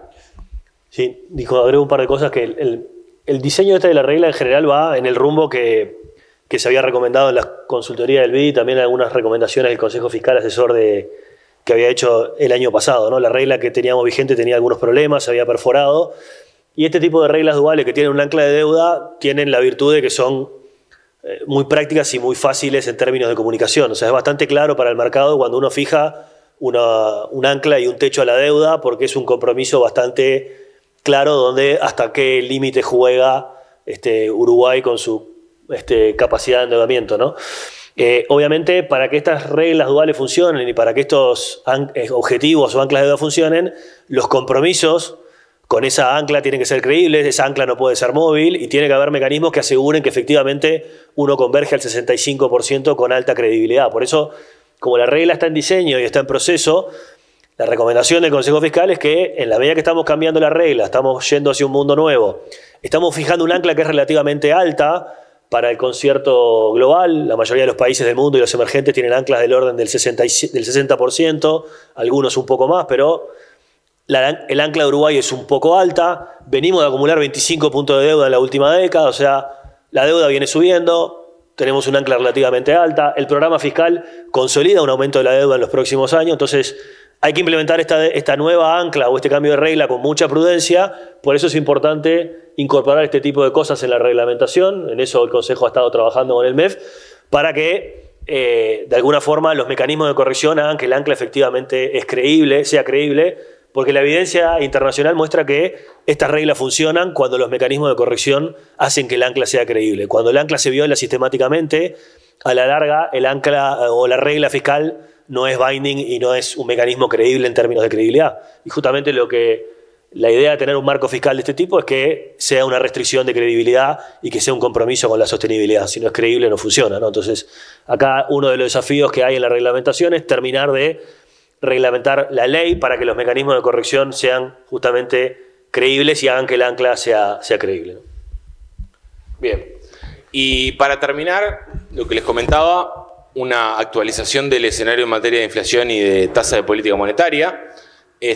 Como varios sabrán, el Banco Central, o más que el Banco Central, la inflación hace 3 meses que está oscilando en torno al 4,5%, por primera vez en agosto, tanto la inflación tendencial, que excluye los precios más volátiles, los componentes más volátiles, como la inflación global, se ubicaron por debajo de la meta definida por el Banco Central de 4,5%. Este proceso, como les comentaba al principio, estuvo apuntalado y ocurrió en forma bastante más acelerada de la que todos anticipábamos por la debilidad del dólar a nivel global que mencionaba Alfonso al inicio de la charla.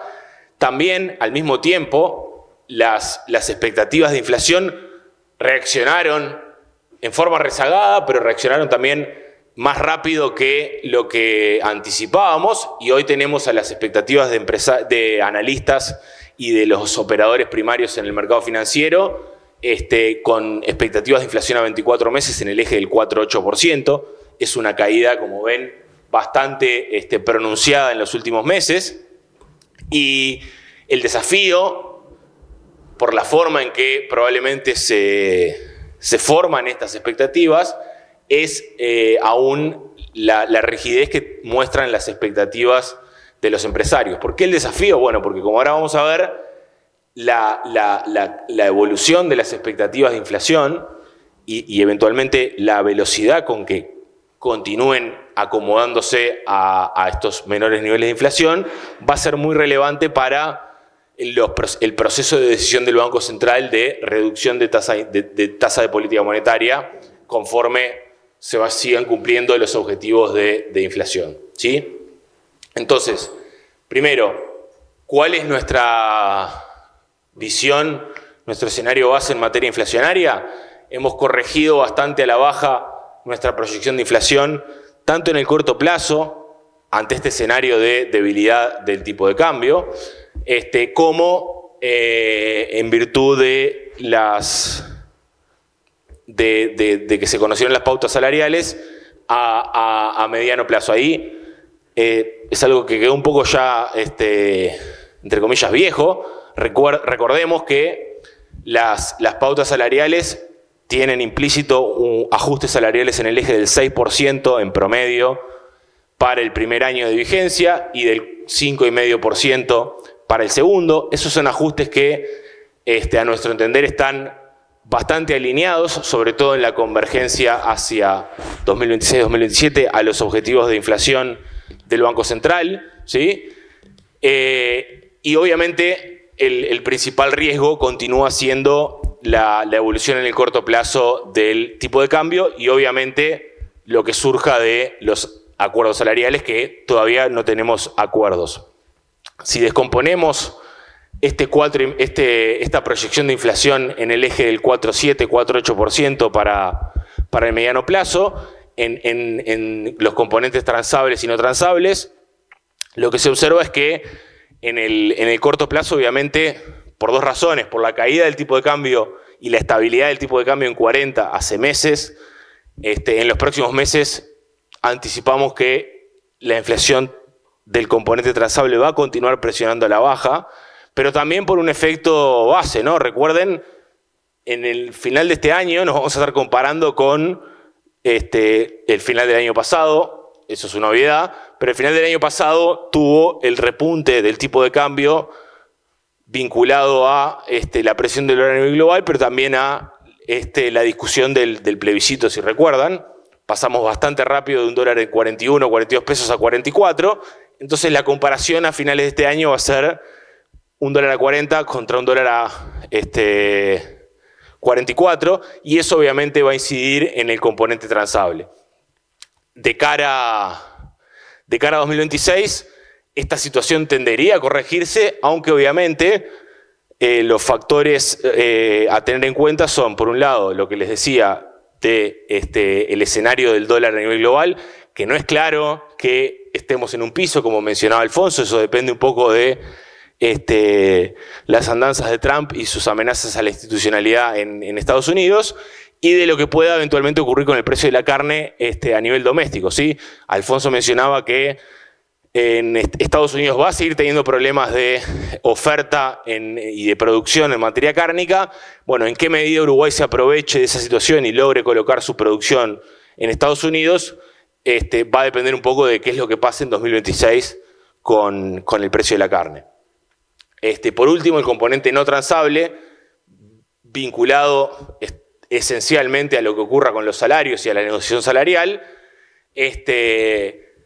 tendría en forma transitoria una caída adicional hacia finales de este año, porque los acuerdos en general se terminan de cerrar en octubre, noviembre, diciembre. Eso hace que durante estos meses, cuando miremos el último año móvil, solamente los ajustes salariales tengan el incremento de enero, y lo contrario va a pasar en el segundo semestre del año que viene. Ese repunte que ven ahí en el segundo semestre de 2026 surge de que cuando estemos parados en septiembre de 2026 vamos a tener los ajustes de finales de este año, rezagados y retroactivos a julio de este año, los ajustes de enero y los ajustes de julio del año que viene. Entonces, obviamente esto es todavía condicional a que efectivamente los acuerdos respeten las pautas, pero en cualquier caso estamos en un contexto en donde el Banco Central está bastante más cómodo, y en virtud de lo ocurrido con el tipo de cambio, el precio o el costo de alcanzar una inflación o estabilizar la inflación en 4,5% parece haber sido bastante más bajo que lo que cualquiera podía prever. Entonces, en este marco, ¿qué nos imaginamos para las decisiones de política monetaria del Banco Central? Tenemos una reunión en octubre, una en noviembre y una a finales de año en diciembre. El contexto en donde estas decisiones van a tener lugar es un contexto en donde en los últimos meses y en los próximos la inflación va a estar por debajo del nivel objetivo del Banco Central. O sea, vamos a tener inflación oscilando en torno al 4%, en algunos meses incluso por debajo. Eso debería, por un lado, darle margen al Banco Central para ser menos contractivo sin afectar las expectativas, porque la inflación va a estar, por más que es la observada, en niveles por debajo de su objetivo, pero también debería facilitar la convergencia de las expectativas de los empresarios en los próximos meses, que son las más rezagadas, que probablemente sean menos sofisticadas, pero también probablemente estén esperando a lo que pueda ocurrir con los acuerdos salariales. ¿Sí? No es lo mismo para las expectativas de los empresarios que los acuerdos sean con ajustes salariales de 6, de 5 o de 7. ¿Sí? Entonces, la velocidad en que este proceso ocurra, nosotros creemos que va a ocurrir en virtud de que vamos a acumular más de un año con inflación en 4,5 o por debajo. La velocidad con la que esto ocurra va a determinar el margen de maniobra o el margen con que el Banco Central va a poder, si se quiere, volver menos contractiva la política o converger hacia un escenario de tasa de política en niveles neutrales, en donde no se está ni buscando bajar la inflación ni subirla. ¿Sí? Para ello nos trazamos dos escenarios. Uno de convergencia de expectativas con cierta rigidez es el que ven en rojo o rosado, que es que básicamente la convergencia de las expectativas de los empresarios alcanza el 4,5% a mediados del año que viene, y un escenario de convergencia acelerada porque los acuerdos, por ejemplo, terminan estando todos alineados a la pauta del gobierno y porque tenemos datos de inflación por debajo del 4% de acá a fin de año. Un escenario de convergencia acelerada en donde a finales de este año los empresarios también ya están en 4,5%. Obviamente en ambos casos estamos asumiendo que en los próximos meses tanto analistas como el mercado financiero terminan de anclar sus expectativas en el 4,5%. Probablemente estos sean escenarios de esquina y la realidad esté en el medio, por eso un poco los utilizamos para anclar la discusión, pero en el mejor de los casos, con la convergencia acelerada de las expectativas de los empresarios, la tasa de política monetaria, que hoy está en 8,75, alcanzaría su nivel de equilibrio, entre comillas, o su nivel neutral, de 7,25 en febrero de 2026. Eso probablemente implicaría recortes de más de 25 puntos en alguna de las próximas reuniones del Comité de Política Monetaria. En un escenario con mayor rigidez de las expectativas de los empresarios, o por si o en algún caso en donde los acuerdos salariales no estén tan alineados, ello implicaría que a mediados del año que viene la tasa de política monetaria alcanzaría el nivel natural, neutral, de 7,25%. Este escenario, el rojo, es el más similar a lo que uno puede deducir de las curvas y las tasas de corte de las letras de regulación monetaria y también de la actualización del informe de política monetaria del Banco Central que publicó hace un mes y medio. Son todos recortes de 25 de acá a junio de 2026. Una cosa relevante en cualquiera de estos dos contextos es el desafío que deberá enfrentar el Banco Central, que deberá gestionar el riesgo de sobrecumplir por un tiempo prolongado los niveles de inflación observada, ¿no? Uno podría pensar, bueno, por alguna razón los empresarios continúan siendo escépticos del proceso o su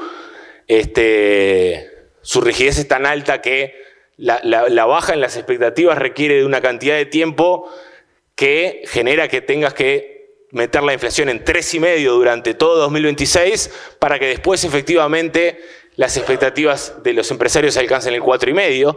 Y eso obviamente es un riesgo porque en virtud del diseño de los acuerdos salariales, en donde los correctivos de inflación no son simétricos, esto es, si la inflación sobrepasa por mucho el 4,5, hay ajustes, hay correctivos por inflación, pero si la inflación es más baja, el salario real aumenta más y no hay correctivos a la baja como sí había hasta ahora.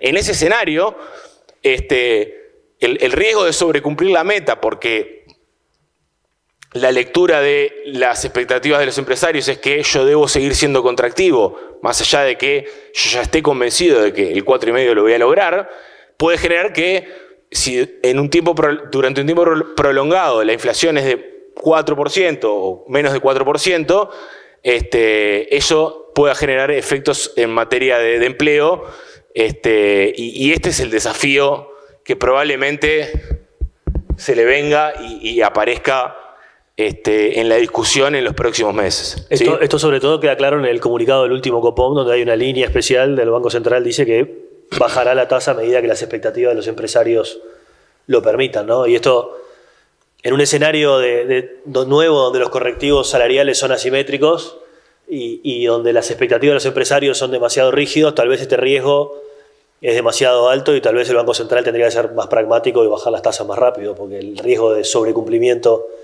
y sobre todo en un escenario de debilidad, de prolongación de este contexto de debilidad global del dólar. Y bueno, por último, para cerrar con lo que querían escuchar, anticipamos que en 2026 el tipo de cambio va a estar algo por debajo de los 42 pesos. Seguimos viendo un escenario de relativa debilidad del dólar a nivel global. No somos la excepción. Nos hemos movido durante 2025 en línea con lo que ha ocurrido con otras monedas, no solo emergentes, ¿no? Piensen que el euro se ha fortalecido incluso más que el peso uruguayo en 2025. Estos 42 pesos suponen que durante 2026 y eventualmente durante 2027, o sea, las proyecciones de tipo de cambio que están calibradas en las proyecciones de inflación que les mostraba hace unos minutos, esencialmente lo que indican es que la inflación en dólares en Uruguay está o se alinea a la inflación en dólares internacional. Piensen que en términos nominales los aumentos o las proyecciones de tipo de cambio comienzan a ser mucho más moderadas porque tenemos menores niveles de inflación, ¿no? Con una inflación de 4,5 y una inflación en Estados Unidos de 2,5, el margen para que el tipo de cambio nominal se deprecie es bastante más chico, ¿sí? Entonces, el escenario base es de una inflación en dólares en línea con la inflación internacional. Y para cerrar, le doy la palabra a Alfonso y si tiene alguna pregunta, conversamos. Yo tengo algunas preguntas por acá, pero hacemos un cierre breve porque se nos ha ido el tiempo y no los queremos distraer demasiado, ¿no? Ya hablamos del escenario internacional que está como un poco mixto, porque por un lado la guerra comercial está a flor de piel, lo peor parece haber quedado atrás en términos de negociación, pero los efectos todavía están por venir. Algunos coletazos de la guerra comercial nos favorecen insospechadamente porque nos dejan algunos huecos o algunas oportunidades, como por ejemplo el caso Brasil desplazado a Estados Unidos. La carne o la situación de la carne aparece como un shock favorable para Uruguay. No es un shock permanente necesariamente, pero es un shock duradero, por lo menos 2025 y 2026 el sector va a tener una situación favorable. Y bueno, y el escenario estos días va a estar dominado por la decisión que tome la Fed hoy, por el panorama que pinte y por el color que le ponga a la situación del mercado laboral. Eso nos pone seguramente en una situación donde las tasas de corto plazo van a la baja, pero no tenemos que olvidarnos que la fiscalidad de las economías avanzadas está tensionada y ese es el contexto en el cual el gobierno presentó el presupuesto. Un contexto además donde Argentina enfrenta más vulnerabilidades de las que nos imaginábamos y estamos en riesgo de abandono de las bandas y de tener un 2026 con más inestabilidad. Como decía Nicolás, este riesgo de Argentina hoy no lo tenemos incorporado en nuestras proyecciones. Todavía queremos ver el resultado del 26 de octubre, cómo se reordenan las piezas, pero está claro que es un riesgo que emerge. Acá en Uruguay, también como decía Nicolás, los datos de actividad vienen mostrando una economía que se modera, pero que crece un poco más de lo esperado, tal vez tiene un poquito más de inercia de lo que esperábamos nosotros. Algunos efectos transitorios a la baja nos llevan a corregir levemente a la baja el 2025, levemente al alza el 2026, pero en el fondo, sacando esos efectos, estamos convergiendo a una tasa de crecimiento del 2% hacia el año que viene. Esto nos deja algo por debajo de las proyecciones que tiene el MEF de 2,4 en el presupuesto. Por eso decimos que las proyecciones tienen un sesgo optimista, sobre todo en la cola final del 2027-2028, básicamente porque el gobierno está asumiendo que su plan de política tiene resultados positivos o eventualmente estará esperando algún shock internacional, algún grado de confianza en la política o en su propio programa hay por parte del gobierno, ¿no? El programa fiscal, como decíamos, Nicolás, plantea un ajuste que es gradual, no es un ajuste de shock, ¿no? Y eso obviamente en términos de timing hace que el ajuste se difiera y eso pone el ajuste también en el medio del ciclo electoral. Eso supone un riesgo que hace que además la incertidumbre fiscal no se despeje totalmente. Por eso vamos a ver seguramente activamente al gobierno estos días tratando de comunicar y tratando de explicar cuáles son efectivamente los riesgos y tratando de convencer al Parlamento de que es importante que estos impuestos se aprueben, porque de lo contrario el programa fiscal hay que repensarlo y la incertidumbre fiscal queda arriba de la mesa, ¿no? Nos preocupa el riesgo del ciclo electoral y nos preocupa un poco también la incertidumbre que está asociada a la recaudación adicional. Es información que no tenemos, nos preocupa porque no tenemos la información, o sea, y por el proceso político. Pero más allá de eso, es un plan que permite estabilizar la deuda hacia el final del periodo y para que, digamos, termine de cerrar el plan en términos de credibilidad. Creemos que le faltan todavía unos elementos de diseño a la nueva regla fiscal que define el ancla en 65% y que le falta todavía diseñar los mecanismos de corrección de error. Esto porque, como decía hace un rato al pasar, la literatura internacional muestra que al final estas reglas duales que tienen anclas son importantes cuando el ancla es creíble, y es tan importante el número del ancla como los mecanismos disciplinadores que me aseguran converger el ancla.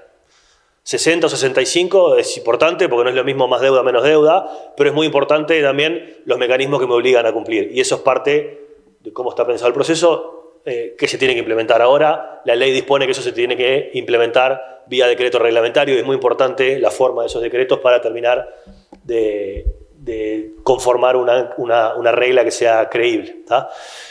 Y en materia de inflación, lo que comentaba Nicolás recién, estamos en un nuevo equilibrio, ya hace varios meses que estamos en un nuevo equilibrio, pero ahora sí definitivamente con la inflación alineada a la meta, algo por debajo de la meta. El dólar ha ayudado mucho, la debilidad global del dólar, que a principio del año era un riesgo, pero que se materializó definitivamente en el primer semestre, es lo que ha permitido que la inflación esté abajo de la meta hoy. Nuestras proyecciones además es que esa inflación por debajo de la meta va a seguir en los próximos 6 meses y eso seguramente va a ayudar a que las expectativas converjan más rápidamente y el Banco Central va a estar recortando tasas relativamente rápido. El tiempo, la velocidad a la que el banco recorte tasas va a depender, probablemente va a estar condicionado por la velocidad a la que se muevan estas expectativas y tal vez el Banco Central deba abandonar un poco el seguimiento tan rígido de las expectativas para no sobrecumplir su meta de inflación y no generar riesgo de ajustes en el mercado laboral, ¿tá? Así que por ahí van los comentarios generales. Vamos a estar siguiendo este tema del presupuesto, obviamente, porque el proceso parlamentario va a terminar de definir también algunas de estas cosas, sobre todo la aprobación de los impuestos, que terminan de definir también el programa, ¿no? Tengo algunas preguntas por acá. Empiezo por algunas de las últimas que son fáciles. Hay una pregunta que dice si el presupuesto prevé alguna asignación de créditos para atender eventuales incrementos de gasto derivados del diálogo social. No. Creo que ya se sabía antes de que no había asignaciones presupuestarias. Sí, pero ahí igual uno debería de pensar de que no necesariamente va vía presupuesto lo que pueda surgir del diálogo social, porque lo que es, por ejemplo, gasto del BPS no es presupuestal, es simplemente gasto que debe cumplir el gobierno vía BPS, o sea, no necesariamente necesitas asignarle presupuesto al BPS. Pero puede tener impacto presupuestario. No, tiene impactos fiscales, no necesariamente presupuestales. Pero no hay asignación de crédito, ¿no? Exacto. Otra pregunta es si el nivel de deuda prudente o el ancla del 65, si tiene un nivel de spread asumido o objetivo de 65, y la respuesta es que no. La metodología no está targeteando un spread o una calificación, ¿no? Hay otros países que lo han hecho así o que han tratado de definir cuál es el nivel de deuda prudente que me permite tener un spread abajo de X o una calificación de... Uno debería de pensar de que, no sé si así es que lo realizó el MEF, pero uno debería pensar de que no debería generarse un deterioro en las condiciones de acceso a financiamiento de Uruguay por acercarse al 65%, porque si ese fuese el caso, debería revisarse y corregirse un poco a la baja la meta referencial, ¿no? Lo que sí está claro es que las metodologías que se usaron para estimar el límite de deuda, algunas de ellas, en particular el enfoque de disciplina de mercado, lo que trata de calcular es cuál es el nivel de deuda que te pone en una senda de spread que es divergente o exponencial, digamos, de alguna forma, ¿no? Sin un número específico, pero ese es el número al que no queremos llegar y de ahí las simulaciones para atrás permiten ir a la zona de seguridad, ¿no? Pero el 65 no tiene un objetivo de spread asociado. Después hay una pregunta que dice si efectivamente el escenario de crecimiento del 2% es realista o si es razonable interpretar que estas cifras tienen un grossing up para mostrar un presupuesto más balanceado, sobre todo en los primeros años. Y bueno, lo mostrábamos recién, ¿no? En realidad, si comparamos nuestras proyecciones con las del MEF, en los primeros 2 años tenemos una diferencia de 2 décimas y en los últimos 3 años nosotros no tenemos proyecciones al 28 o 29, pero hoy estamos convergiendo al 2 y la proyección del MEF converge al 2,5 y nuestra estimación de crecimiento potencial es 2,3. O sea, en el último tramo del gobierno podemos tener una diferencia de entre medio punto y 2 décimas en el crecimiento. Efectivamente, lo reconoció el ministro el otro día, pueden tener un sesgo optimista, eso puede tener un impacto en la programación fiscal de alguna décima, pero no es eso, ese supuesto no es el que hace mejorar los números fiscales en la proyección. Los números fiscales en la proyección mejoran por los supuestos de eficiencia de la DGI y por la recaudación incremental de los nuevos impuestos. Ahí está, si hay un grossing up, como decía la pregunta, o sea, el grossing up de la recaudación es por los impuestos nuevos y por la eficiencia, no es por el, sí, no es por el crecimiento, ¿no? Probablemente con un crecimiento más bajo, estamos hablando de 2, 3 décimas de deterioro fiscal eventualmente. O sea, no es de la magnitud de lo que podría surgir si no se aprueban los impuestos o si la eficiencia de la DGI no es la planteada. Otra pregunta es cómo vemos el apoyo parlamentario, especialmente de la oposición, al capítulo de impuestos del presupuesto. Creo que queda claro que la oposición está en contra, totalmente en contra del capítulo de impuestos en general. Acá el problema o el desafío para el gobierno son los votos de Cabildo, de la minoría, en particular de Cabildo, ¿no?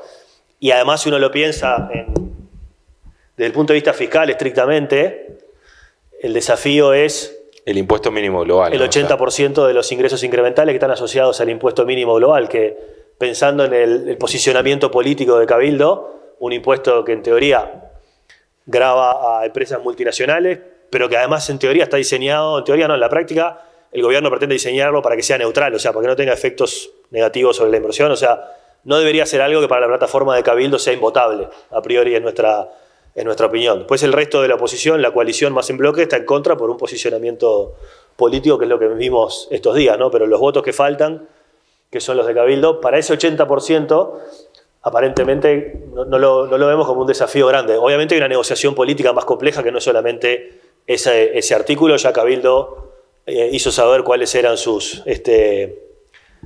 expectativas sobre el aumento de salarios para el personal militar, sobre el endeudamiento familiar y sobre la forestación. O sea, hay otras cosas a negociar aparte de eso.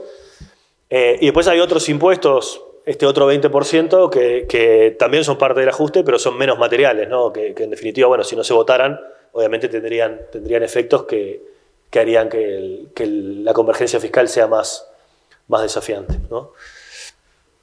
Y después hay una pregunta sobre qué efecto puede tener el avance sobre la independencia de la Fed respecto al dólar, ¿no? Que creo que me parece que quedó, lo repito un poco, ¿no? Pero el mercado hoy no está priceando efectivamente, o por lo menos en los últimos días no ha priceado un quiebre eventual del dólar, pero acá el temor es que, en definitiva, un equilibrio de largo plazo con una política monetaria que sea subóptima para los intereses inflacionarios de Estados Unidos, cierra con inflación más alta, tasas bajas y una unidad de cuenta, o sea, un dólar que vale menos en términos de largo plazo, ¿no? O sea, una Fed violentada en términos de independencia y dominada por los intereses fiscales debería cerrar, o sea, si eso se concreta, si ese escenario efectivamente se concreta entre esta ventana y mayo, es posible, uno de los riesgos que tenemos es que se acomoden las expectativas de inflación y que enfrentemos un escenario de mayor debilidad del dólar, que como decía Nicolás acá, no lo tenemos proyectado, no lo tenemos contemplado en nuestra proyección. Nuestra proyección tiene una pequeña depreciación del peso, pero hoy el riesgo de que el dólar pegue otro escalón del 10% o más, porque se concreta esta amenaza o esta invasión de la independencia de la Fed, está arriba de la mesa. No está preciado en el mercado hoy, pero que puede ocurrir en algún momento en la ventana entre... Sí, o incluso que se quede en 40 durante un tiempo bastante más prolongado, que te genere que sin una caída igual tengas un ancla a la baja en componente transable. Bueno, un ancla a la baja en el componente transable de la inflación y obviamente mayor presión sobre la competitividad, ¿no? Un dólar clavado en 0 y una inflación en el orden del 4. Con Estados Unidos, ¿no? Sí, con Estados Unidos. Bueno, por ahí la presentación, perdón que nos extendimos un poquito más, que el presupuesto nos llevó un poquito más de tiempo de lo pensado, pero bueno, hoy era una instancia importante. Gracias a todos por venir, por acompañarnos los que están conectados. Y bueno, haremos seguimiento estos meses de cómo avanza el presupuesto, porque todavía tiene un trámite parlamentario complejo por delante. Y nos volvemos a ver más sobre fin de año para hacer una puesta a punto y dejar trazado el panorama para el año que viene, ¿sí? Muchas gracias a todos.